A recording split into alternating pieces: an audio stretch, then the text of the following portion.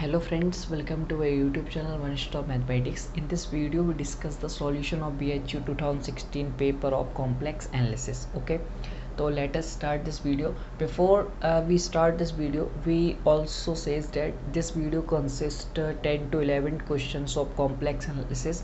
So keep watching till the end. I think this video helpful for you. Okay, the first question is question by question is on your screen now. So read the question carefully with me.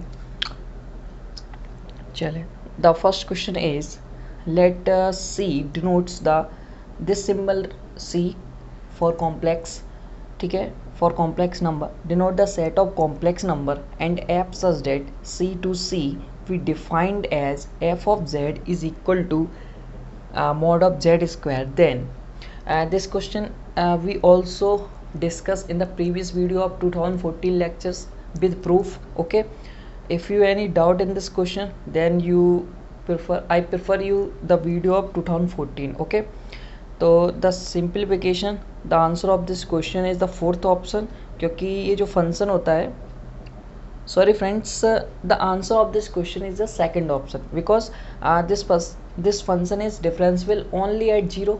आप सभी जानते हैं कि ये जो function आपको दिया गया है f of Z is equal to mod of z square, ये ओनली डिफरेंशियल होता है 0 पे, ठीक है ना. तो जो और आप लोग ये भी जानते हैं B H U have questions only single correct, तो आपको वन करेक्ट ऑप्शन मिल गया तो और किसी को आपको चेक करने की या फिर डिस्कार्ड करने की नीड नहीं है. ओके, तो हम लोगों को तो पता है ना, ये बहुत जेन्युइन है और सभी ईयर्स में आ रहा है. Okay, the correct answer is the second option. Okay, then we move on the another question which is 64 number. तो read with me. u of x y आपको हार्मोनिक कंजुगेट दिए गए हैं. This is the second question. तो u of x y is x square minus y square and the v of x y which is 2xy and the question says u v are harmonic functions or not. तो how we check the harmonic functions? The harmonic function we check like this: d over 2u upon d over x square plus d over 2u upon d over y square is equal to 0, then the u is harmonic. Similarly d over 2b upon d over x square plus d over 2b upon d over y square is 0, then v is harmonic. तो calculate करिएगा ऐसे. तो हम calculate करना चाहते हैं, चलिए. तो डेवर 2u upon del X square को हम कैलकुलेट करना चाहते हैं. तो डेवर u अपॉन डेवर x निकालेंगे तो 2x आ जाएगा, देन अगेन निकालेंगे तो 2 आ जाएगा, देन ऐसे ही y को आप निकालेंगे तो 2y आ जाएगा, देन अगेन आप करेंगे तो 2 आ जाएगा, then 2 minus 2 is equal to 0, क्योंकि यहाँ विद माइनस आएगा तो minus 2y and minus 2, the addition of this 2 is 0, then we say then implies that u is harmonic.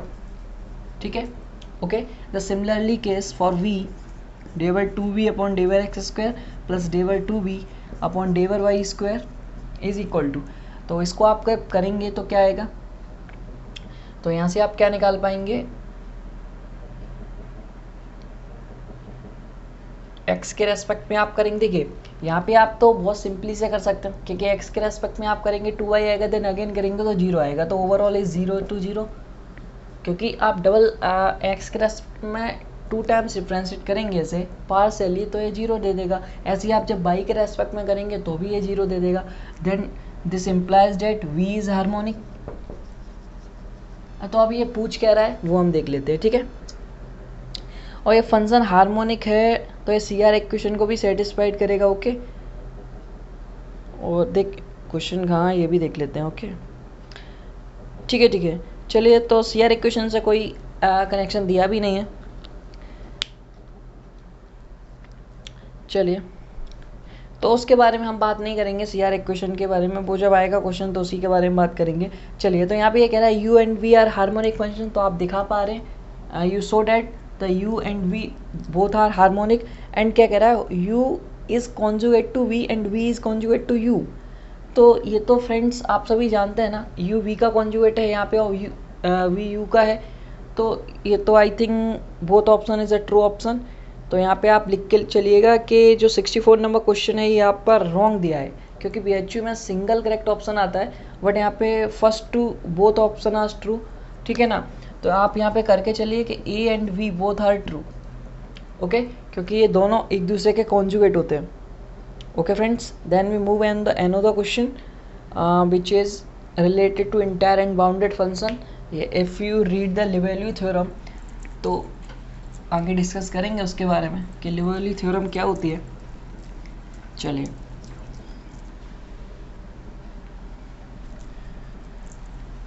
लिबेरली, चलिए, एक लिबेरली थ्योरम होती है, तो वो से हम क्या कहते हैं, इंटायर, कोई फंक्शन इंटायर है प्लस बाउंडेड है, तो वो जो फंक्शन होता है वो कौन सा फंक्शन हो जाता है, वो कांस्टेंट फंक्शन हो जाता है। तो एक ये थ्योरम है, यदि आपने पढ़ रखी होगी तो आपको पता होगा कि कोई फंक्शन इंटायर और बाउंडेड दोनों होता है तो उसे हम कांस्टेंट फंक्शन कहते हैं। बट इसमें आपको जो पूछा गया है वो ये कह रहा है कि f of Z is equal to sine z. Okay, f of Z is equal to sine z, और साइन जेड को आप जानते हो कि ये नॉन कांस्टेंट फंक्शन है, वेरिएबल फंक्शन है, ठीक है, तो नॉन कांस्टेंट है। इसका मतलब क्या हुआ कि आपको कांस्टेंट नहीं लाना है। तो ये कांस्टेंट कब नहीं आता है, या तो ये नहीं होगा सेटिस्फाइड या फिर ये नहीं होगा। और आप सभी जानते हैं ये जो फंक्शन आपको दिया गया है ये इंटायर होता है, आप चेक कर सकते हैं। इंटायर का मतलब होल कॉम्प्लेक्स प्लेन पे एनालिटिक है ये, ठीक है, तब उसे हम इंटायर फंक्शन कहने लगते हैं। तो आप इसे चेक कर सकते हैं, this function is entire function, then we say this is entire and this is not constant. तो ये क्या फॉलो कर रहा है कि ये बाउंडेड नहीं होगा। देखिए, कोई चीज़ इंटायर और बाउंडेड होती है तब हम उसे कांस्टेंट कहते हैं, बट यहाँ पे क्या है, हमें नॉन कांस्टेंट लाना है, क्योंकि ये फंक्शन नॉन कांस्टेंट होता है और इंटायर भी है। तो इंटायर तो है बट यहाँ नॉन कांस्टेंट है, ये क्यों नहीं आ रहा है, क्योंकि ये नहीं सेटिस्फाइड करेगा, तो implies that this is not bounded. तो यहाँ पे क्या हमें सेटिस्फिकेशन मिल गया कि नॉट बाउंडेड। समझ में आ रहा है फ्रेंड्स, क्योंकि हमें जो इम्प्लाइजेट करना था वो नॉन कांस्टेंट करना था, और नॉन कांस्टेंट तभी आएगा या तो इंटायर ना हो या फिर बाउंडेड ना हो, और हम जानते हैं this function is entire, then it must be non bounded, ठीक है, या अनबाउंडेड। तो the correct option is F of Z is entire and unbounded, the V option is the true option. Then we move in the another question which is also a quite good question.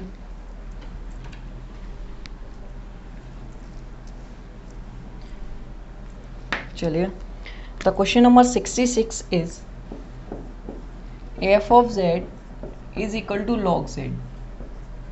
Okay, where log Z denotes the principal branch of log z, then देखिए, आपसे यदि आप options को read करेंगे तो आपको सभी में जेड बराबर 0 पे पूछा जा रहा है। डेट मीन्स हमें जो चेकआउट करना है कोई भी चीज़ को वो जेड बराबर 0 पे करना है। ओके, और आप सभी जानते हो जैसे आपको कोई पॉइंट दिया है उस पे ये जो फंक्शन है लिमिट जेड टेंस टू 0 पे यदि एफ ऑफ जेड एग्जिस्ट नहीं करता है, exist does not exist, does not exist, तो ये क्या हो जाता है, ये इजेंशियल सिंगुलरिटी को फॉलो करता है। किसको करता है, इजेंशियल सिंगुलरिटी को।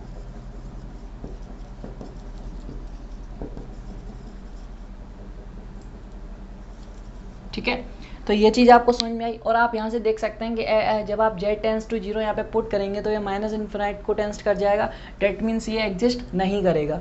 तो हमें यहाँ से एक चीज़ तो पता चल गई कि ये जो फंक्शन है वो इजेंशियल सिंगुलरिटीज़ है। ठीक है, ये इजेंशियल सिंगुलरिटी है, बट अब ये हम ये कैसे पता करें कि ये नॉन आइसोलेटेड है या फिर आइसोलेटेड है। तो उसे पता करने के लिए क्या होता है फ्रेंड्स, जैसे ध्यान से देखना, जैसे मैं कोई फंक्शन ले रहा हूँ जेड आइसोलेटेड के लिए और नॉन आइसोलेटेड के लिए, बहुत ध्यान से समझना इस चीज़ को। मैं कोई फंक्शन लेता हूँ जेड माइनस ए 1/, इसका मैं सिंगुलर पॉइंट्स क्या होंगे कि नीचे वाले फंक्शन को 0 के इक्वल कर दूँ, तो z minus a is equal to 0, that means z बराबर ए। तो जेड बराबर ए यहाँ पे सिंगुलर पॉइंट हो गया। ऐसे ही यदि आप जेड बराबर 0 को सिंगुलर पॉइंट माने, ठीक है ना, तो वो क्या होता है, देखिए नॉन आइसोलेटेड और आइसोलेटेड का कॉन्सेप्ट सीखेगा।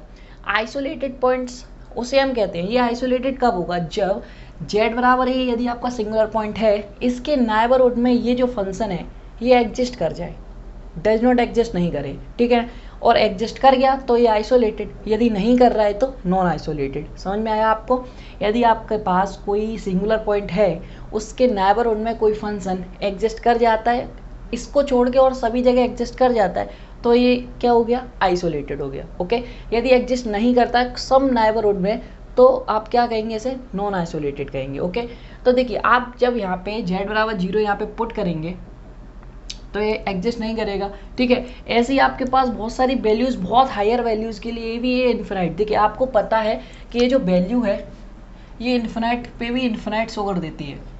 ठीक है, तो आप यदि बहुत हायर वैल्यूज़ भी लोगे तो भी ये जो फंक्शन है वो क्या कर जाएगा, डज नॉट एग्जिस्ट कर जाएगा। तो ये दूसरे पॉइंट्स पे भी कर रहा है बट ये सिंगुलर पॉइंट तो नहीं है इसका। तो आप समझ रहे हैं ना बात इसकी, मतलब कोई फंक्शन अपने सिंगुलर पॉइंट पे ही डज नॉट एग्जिस्ट होता है या फिर एग्जिस्ट नहीं करता है तो वो आइसोलेटेड होता है, बट उसके अलावा भी बहुत सारे पॉइंट्स पे वो एग्जिस्ट नहीं करता है तो वो नॉन आइसोलेटेड हो जाता है। बिल्कुल सिंपल सा कॉन्सेप्ट है। ओके, और इसेंशियल सिंगुलरिटीज़ का कहाँ से आ गया कॉन्सेप्ट कि कोई फंक्शन अपने सिंगुलर पॉइंट पे एग्जिस्ट नहीं करता तो वो इसेंशियल सिंगुलरिटी को फॉलो कर देता है। ओके, तो आपका दोनों कंडीशन को आप मैचअप करेंगे तो यहाँ पे आप कह पाएंगे कि ये जो क्वेश्चन है ये क्या हो गया, नॉन आइसोलेटेड इसेंशियल सिंगुलरिटी। ठीक है, तो आप ऑप्शन अपना मिला सकते हैं। तो आई थिंक आपको ये चीज़ समझ में आई, और कोई भी आपको डाउट है तो आप नीचे कमेंट बॉक्स में हमसे डिस्कस कर सकते हैं या फिर आपको डिस्क्रिप्शन में लिंक मिल जाएंगे हमारे ग्रुप के, जिसमें आप टेलीग्राम ग्रुप में भी ज्वाइन हो सकते हैं। एंड मैं प्रेफर करूँगा आपसे कि टेलीग्राम ग्रुप में आप ज्वाइन हो, जिससे आपको PDF वगैरह भी आपको वहाँ पे डेली क्विजेज भी चलता है तो उसका आप फ़ायदा उठा सके। ठीक है ना, तो इसका आंसर देख लेते हैं क्या है, z बराबर 0 इन आइसोलेटेड सिंगुलरिटी, नहीं ये आइसोलेटेड सिंगुलरिटी नहीं है। ये कह रहा है is an essential singularity of f of z is an isolated singularity, non isolated. देखिए आप ध्यान से देखेंगे तो नॉन आइसोलेटेड की बाद में बात आती है, बट आप सबसे पहले आप किसे क्या दिखाया था, इसेंशियल सिंगुलरिटी। तो आप यहाँ पे वैसे तो आपके पास दोनों चॉइसेस है बट मोस्ट प्रेफरेशन आप किसे देंगे। देखिए आप ध्यान से देखें तो यहाँ पे जो आप इजीली बता सकते हो तो वो आप इसेंशियल सिंगुलरिटी को बता सकते हो, ये चीज़ आपको समझ में आ रही है। बट नॉन, ये जो आइसोलेटेड है और नॉन आइसोलेटेड की जो बात है वो आप हो सकता है आप इसमें दो ऑप्शन दे रखे हैं तो आप दोनों को ट्रू भी कह सकते हो। ओके, बट मैं यही प्रेफर करूँगा कि आप जब भी ऐसा कोई ऑप्शन दिया जाए तो आप जिसमें आप ज़्यादा सुटेबल हो उस पर जाएँ। तो सुटेबिलिटी जिसमें आ रही है वो ये चीज़ है, डेट मीन्स इसेंशियल सिंगुलरिटी। तो यहाँ पे आप कह सकते हैं कि z बराबर 0 is an essential singularity of f of z। तो मैं जाऊँगा ऑप्शन सी पे। ओके, तो option C is the correct option. आप नॉन आइसोलेटेड को भी कर सकते थे क्योंकि मैंने बताया नॉन आइसोलेटेड ये क्यों है, क्योंकि ये दूसरे पॉइंट पे भी क्या कर रहा है,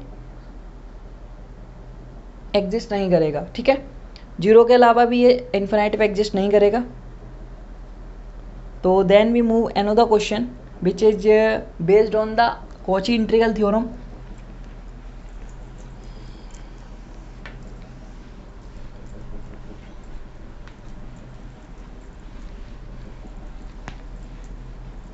चलिए तो अब बात करते हैं 67 नंबर क्वेश्चन की। तो 67 नंबर क्वेश्चन देखिए ध्यान से आप लोग, if f of z is equal to z square, तो आपको एक f ऑफ z बराबर दे रखा है जेड स्क्वायर को। ठीक है, and C be any simple close contour. आपको पता है कोई फंक्शन आपको इस टाइप का दिया जाए और सी जो हो वो क्लोज कंटूर हो, और आप देख सकते हैं कोई भी आप क्लोज कंटूर लो तो वो ये जो फंक्शन होगा ये सिंपली कनेक्टेड भी है। ठीक है, और आपसे पूछा जा रहा है then C F of z d z. और आप जानते हैं कि जो इंटीग्रल कॉची इंटीग्रल थ्योरम है वो क्या होता है, ये जो फंक्शन है वो सिंपली कनेक्टेड डोमेन के अंदर होना ही चाहिए, सिंपली कनेक्टेड होना चाहिए in the domain given domain. ठीक है, और क्लोज्ड कंटूर होना चाहिए, ये जो सी है वो क्लोज्ड होना चाहिए, क्लोज्ड कंटूर।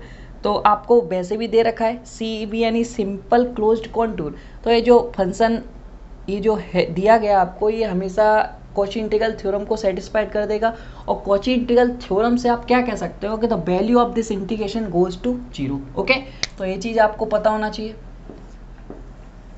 ठीक है, तो this is goes to 0, then the value of this goes to 0 is the option is A option is a true option. Okay, तो सिंपली से क्वेश्चंस हैं, आप यदि कॉन्सेप्ट का यूज़ करोगे तो आप आसानी से आंसर्स पा पाओगे। ठीक है, तो देखिए आप कहेंगे कि एक सिंपल क्लोज्ड कर्व है, तो आप एक कोई सिंपल क्लोज्ड कर्व बना लीजिए, लाइक मैं सर्कल ले लूँ, तो ये तो आपका सिंपली कनेक्टेड भी है। आप ये सोच रहे हैं कि सिंपली कनेक्टेड की कंडीशन कहाँ से लाया मैं, तो यदि आप कोई सिंपल क्लोज्ड कर्व लेते हैं तो एक आपसे सिंपली कनेक्टेड भी है ये। आप इसके कोई भी कहीं पे भी 2 पॉइंट्स लेंगे वो आपस में कनेक्टेड होंगे, तो ये कनेक्टेड की कंडीशन यहाँ से आई है एंड वो सी को क्लोज्ड कंटूर कह रहा है, तो दोनों कंडीशन सेटिस्फाइड हो गई। Then we use this theorem and this theorem means and the integration C F of z d z goes to 0। Okay, तो आई थिंक कोई भी अब भी डाउट है तो फिर आप डिस्कशन कर सकते हैं मुझसे। ओके, देन अब हम रेडियस ऑफ कन्वर्जेंस के क्वेश्चन पे जाते हैं, तो इसे अरेंज करते हैं और सिर्फ सॉल्व करते हैं।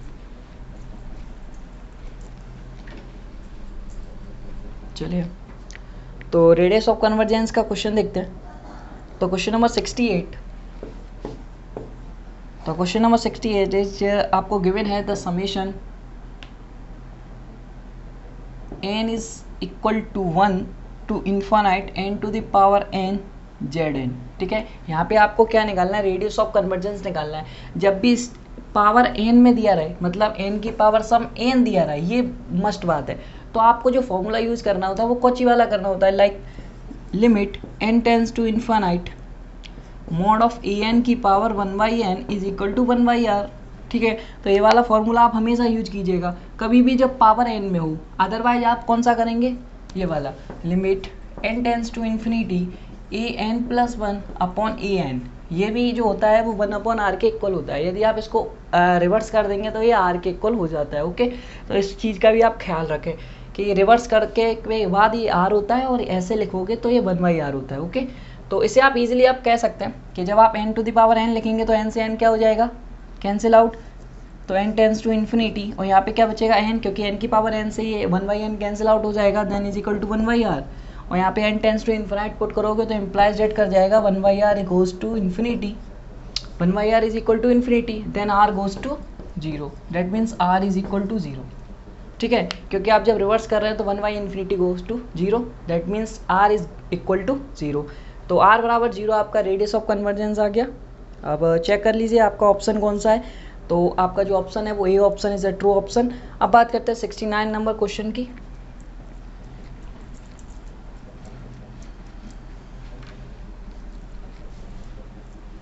चलिए, देन क्वेश्चन नंबर 69 इज, अच्छा क्वेश्चन है ये भी, तो इसके बारे में थोड़ा सा डिस्कशन भी करेंगे, रेसिड्यू का क्वेश्चन है ये। तो f of z z cos 1/z।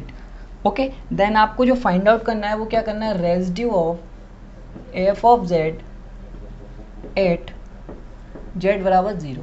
Okay, तो आपको देखिए, आपने यदि लॉरेंट सीरीज पढ़ रखा है, ये कि आपने कॉम्प्लेक्स यदि पढ़ा है तो आपने लॉरेंट सीरीज को 100% पढ़ा होगा। उसमें क्या होता है, एक सिंपल सा कॉन्सेप्ट है कि जो residue of f of Z आपको निकालना है किसी भी पॉइंट पे, तो उसको क्या करना है, आपको the coefficient of residue of f of Z क्या होता है, द कोफिशिएंट ऑफ 1/z। तो 1/z के कोफिशिएंट को रेसिड्यू कहते हैं। तो इस फंक्शन को आप ओपन कर लीजिए एंड उसका रेसिड्यू निकाल लीजिए। तो रेसिड्यू निकालने के लिए जिस फंक्शन में जो 1/z का कोफिशिएंट होगा वही उसका रेसिड्यू हो जाएगा। तो क्या करता हूँ मैं, इसे ओपन करता हूँ। ठीक है, तो फंक्शन को ओपन करिए, देन 1/z का कोफिशिएंट को हम रेसिड्यू कह देंगे, तो एफ ऑफ जेड। और आप एट बराबर 0 देखना चाहते हैं तो जेड बराबर 0 is the 0 of this function, तो आप चेक कर सकते हैं। ठीक है, तो जीरोज ऑफ पोल और आपका इजेंशियल सिंगुलरिटीज़, रिमूवल सिंगुलरिटी, ये सब चीज़ों की नॉलेज है तो आपको बहुत अच्छे समझ में आ रहा होगा मैं क्या कह रहा हूँ। तो एफ ऑफ जेड बराबर, इसको आप जब ओपन करोगे, this function goes to 1 minus X square upon 2, that means 1 upon Z का square upon factorial 2 plus 1 upon Z की power 4, 1 upon factorial 4 dot dot infinite. Okay, अब आप क्या कर रहे हो, जेड का मल्टीप्लिकेशन कर रहे हो अंदर, तो जेड माइनस यहाँ पे 1 अपॉन जेड स्क्वायर है, आपने जब मल्टीप्लाई किया तो 1 अपॉन जेड आ गया और यहाँ पे 1/फैक्टोरियल 2 आ गया। अब हमें आगे से कोई मतलब नहीं है, क्योंकि हमें जो चाहिए वो क्या चाहिए, कोफिशिएंट ऑफ 1/z, उसे ही तो हम रेसिड्यू कहते हैं। तो 1/z का कोफिशिएंट क्या है, यहाँ पे coefficient of 1/z is equal to minus 1/फैक्टोरियल 2, दिस इज 1/2। ठीक है, तो this is the residue of that function at Z is equal to 0। ठीक है, तो आपका आंसर आ गया। अब आप मैच कर लीजिए कौन सा ऑप्शन ट्रू है। The option C is the true option. Okay, तो then we move another question.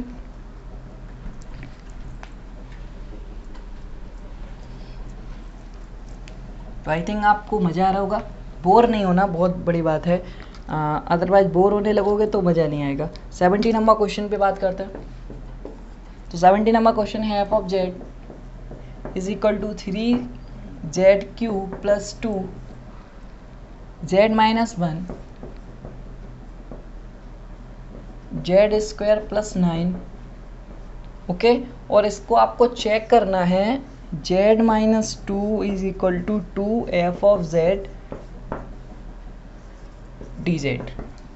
देखिए, आपको कॉची इंटीग्रल जो फॉर्मूला अभी हमने थ्योरम पढ़ा था, अब ये फॉर्मूला की बात कर रहा हूँ. जो क्या होता है, यदि इस टाइप का कोई इंटीग्रेशन दिया हो जिसके नीचे के टर्म्स को आप जीरो रखेंगे और ये जो आपका जो पॉइंट्स निकलेंगे z बराबर 1 2 3 लाइक वो इस कर्व के इनसाइड में है, तो हम इसको यूज कर सकते हैं. और इसका जो फॉर्मूला होता है वो 2 पाई आई एफ ऑफ ए होता है, where a is the these points, मतलब जीरोज कह सकते हैं आप, क्योंकि इस टर्म को आप जब जीरो के इक्वल रखोगे, यदि वो पॉइंट इस कर्व के अंदर आ जाता है then we use this formula. Okay, तो सबसे पहले हमें क्या करना है, इस टर्म को हमें जीरो के इक्वल रखना होता है, तो इसे हम जीरोज के इक्वल रख के इसके पॉइंट्स निकालते हैं. टर्म सिंगुलर पॉइंट्स आप कह सकते हो कि इसके सिंगुलर पॉइंट्स हमें निकालने हैं. ठीक है, तो z माइनस 1 और z square plus 9 is equal to 0. तो इससे आप जब देखोगे तो z बराबर 1 आ जाएगा एक point, and second point is minus, that means plus minus 3 आई आएगा. आप इसे चेक कर सकते हैं. आप जब उधर ले जाएंगे और अंडर रूट लगाएंगे तो प्लस माइनस माइनस और -1 का आई होता है, एंड देन 9 का क्या हो जाएगा 3. तो 9 का आपका 3 हो गया, -1 का आई हो गया और प्लस माइनस बाहर था, तो ये 3 पॉइंट्स आपके आएंगे. और यहाँ पे आप देख सकते हैं 3 डिग्री की इक्वेशन मिलेगी, तो ये 3 पॉइंट्स होंगे. अब आप अपना रीजन ड्रॉ करिएगा. तो रीजन ड्रॉ करने के लिए यहाँ पे मैं एक रीजन बना लेता हूँ. तो ये जो रीजन बनेगा कैसे, देखिए ये z-2 का मतलब है ये 2 जो है वो i का तो टर्म नहीं है, i इनमें इन्वॉल्व नहीं है, इसका मतलब ये x पे जाएगा. i का होता तो ये y पे जाता. ओके, तो z-2 लेता है, डेट मीन्स आप 2 डिस्टेंस x पे इंक्रीज कर रहे हैं. ओके, ये माइनस में है तो आप प्लस साइड पे जाएंगे, ये प्लस में आएगा तो आप माइनस साइड पे जाएंगे. ठीक है, तो यहाँ पे आप x प्लस 2 कर रहे हैं, तो x पे 2 डिस्टेंस आगे बढ़ के एक आपको सर्किल खींचना है जिसकी रेडियस आपको 2 लेनी है. ठीक है, तो यहाँ पे लेट दिस बी पॉइंट 2, आपको एक सर्कल बनाना है जिसका रेडियस 2 होगा. ओके, तो ये आपका एक सर्कल ड्रॉ हो गया. ठीक है, जिसकी रेडियस क्या है 2 है, और इसको आप आगे ले जाओगे तो ये आपका 4 पॉइंट होगा. ठीक है, और this is the origin. Okay, तो अब चीज़ समझ में आ गई. यदि आप ऐसे देखना चाहते हैं तो ये जो लाइन होगी ये भी 2 की होगी y बराबर. ओके, तो अब आपको यहाँ पे ये देखना है कि z बराबर 1 इसके अंदर आएगा, तो z बराबर 1 इसके अंदर आएगा. बिल्कुल सही बात है. क्या z बराबर 3 और -3, तो 3 देखिए आप y बराबर 2 की बात करें तो ये यहाँ है, बट आपको y बराबर 3 देखिए i लग के आ रहा है, डेट मीन्स आप y के ऊपर रन कर रहे हैं. आई से हमें बस कोई मतलब नहीं है, बस आई सो ये करता है कि आप बाई के ऊपर रन कर रहे हैं. ओके, तो बाई पे +3 इसके अंदर रीजन के अंदर आ रहा है, नहीं आ रहा है. -3 इस रीजन के अंदर आ रहा है, नहीं आ रहा है. तो ओनली 1 पॉइंट इस रीजन के अंदर आ रहा है विच इज z बराबर 1. तो हम z बराबर 1 के लिए ही इस थ्योरम को यूज करेंगे और किसी को यूज नहीं करेंगे. तो अब इस थ्योरम को यूज कैसे करना है उसके बारे में बात करते हैं. तो अब इसे मैं अरेंज कर देता हूँ, अब इसका कोई वर्क नहीं है. तो ध्यान से देखते रहिए, बहुत अच्छे से समझाऊंगा आपको. आप कुछ नहीं करना है आपको. चलिए, तो मैं क्या कर रहा हूँ, इसे मैं अरेंज कर देता हूँ. देखिए, मैं यहीं से करने की कोशिश करता हूँ जिससे आपके स्टेप्स बच जाएंगे. तो आपको क्या करना है, बेसिकली यहाँ पे लगा देना, और यहाँ पे मैं सी लिख ले रहा हूँ उसको. अब तो हम कर चुके हैं ना, तो आप कोई प्रॉब्लम नहीं होने वाली.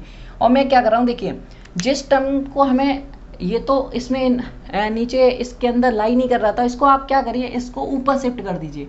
ठीक है, तो ध्यान से समझना मैं क्या कर रहा हूँ. जिस टर्म जो अंदर लाई करता है उसे आप नीचे रखिए और सारे टर्म्स को आप ऊपर शिफ्ट कर दीजिए. यदि यहाँ पे 2 टर्म्स करते तब मैं अलग बता, जैसे यहाँ पे अभी ये टर्म भी करता तो क्या करते फिर वो भी बता दे रहा हूँ. ओके, तो ये आपका क्या है, z² + 9 और यहाँ पे z-5. ठीक है, तो ये टर्म आपका बन गया dz, और ये आपका जो कर्व दिया था वो कर्व है ही. ओके, तो यदि आपका अब एक और क्वेश्चन हो सकता है कि यदि ये भी करता तो फिर क्या करते, तो यहाँ हम ऐड कर लेते और C1 C2 डाल लेता, यहाँ पे C1 डाल लेता, ठीक है, या फिर सेम कर्व दिया गया तो सेम, वैसा सेम ही होता तो कोई दिक्कत ही नहीं थी। ओके, तो वो वही कर्व रहता, फिर क्या करता कि इसको ऊपर पहुंचा देता और इसको नीचे ले आता, ठीक है। तो यहाँ पे आप क्या कर देते, इसको ऊपर लिख लेते, इसको नीचे, और अलग अलग सॉल्व कर लेते हैं, वहाँ पे फॉर्मूला यूज़ कर लेते, ठीक है। बट यहाँ पे हमें एक ही बार करना है क्योंकि दूसरा वाला जो है उसके अंदर लाई नहीं कर रहा है, क्योंकि अब देखो लाई नहीं करता है तो हम करते क्यों नहीं है, ठीक है। आपका ये क्वेश्चन हो सकता था, एक क्वेश्चन ये भी है यदि आपने नहीं पढ़ा है कि इसके अंदर लाई नहीं कर रहा है तो हम क्यों नहीं कर रहे, लाई नहीं करेगा इसका मतलब इस फंक्शन के जब आप एफ ऑफ ए की वैल्यू निकालोगे तो उसके लिए उसकी वैल्यू 0 हो जाती है, तो उसको करना ना करना बराबर सा है, ठीक है। तो इसीलिए उसको करा नहीं जाता क्योंकि वो गोज टू 0 हो जाएगा, क्योंकि एफ ऑफ जब आप इस पॉइंट को, जो सिंगुलर पॉइंट आपके निकले हैं उसमें वैल्यू निकालोगे ऐप के लिए तो वो 0 आ जाएगी, ठीक है। तो आप ट्राई कर सकते हो, यदि आप करोगे तो वो 0 बन जाएगा, इसीलिए उसको करा नहीं जाता है, उसको छोड़ दिया जाता है, ठीक है। तो अब इसका यूज करोगे तो 2 पाई आई एफ ऑफ जो आपका पॉइंट है ए, ये जो पॉइंट सिंगुलर पॉइंट है इसमें पुट कर दीजिए 1, और यहाँ पे एफ ऑफ 1 आप कैसे निकालेंगे, ये जो ऊपर का आप जो टर्म ले लिया है, थ्योरम होती क्या है, थ्योरम यही तो होती है C F of Z minus A, और इसका जो वैल्यू आता है 2 पाई आई एफ ऑफ ए, ठीक है। तो इस टाइप का आपने बनाया है, तो एफ ऑफ जेड को आपने ये माना है, ठीक है, और जेड माइनस ए आपका ये है, वेयर द ए इज 1, तो ए की जगह 1 रख दिया है, वो 1 निकालना है, इसमें 1 की पुट कर दीजिए, ठीक है। तो 2 पाई आई एफ ऑफ 1 पुट करिए तो 3 + 2 अपॉन 1 + 9। समझ में आ रहा है आपको समझ में आ रहा है ना, समझ में ही आना चाहिए बस, ठीक है। तो अब आपको क्या करना, कुछ नहीं करना, सिंपली सा बस कैलकुलेशन कर लीजिए, 2 पाई आई 3 to 5 and 9 + 10, 5 2 से 10 और 2 से 2, then the answer is pi i, ठीक है। तो आप देख सकते हैं कि आंसर मैच हो रहा है या नहीं हो रहा है, तो हाँ आंसर आपको मिल गया है, the answer is third option which is the true option, ठीक है ना। तो आई थिंक मैं आपको समझाने में सही रहा, तो आपको पसंद आया होगा समझाने का प्रोसेस, ठीक है। तो अब बात करते हैं नेक्स्ट क्वेश्चन पे, नेक्स्ट क्वेश्चन भी अच्छा क्वेश्चन है।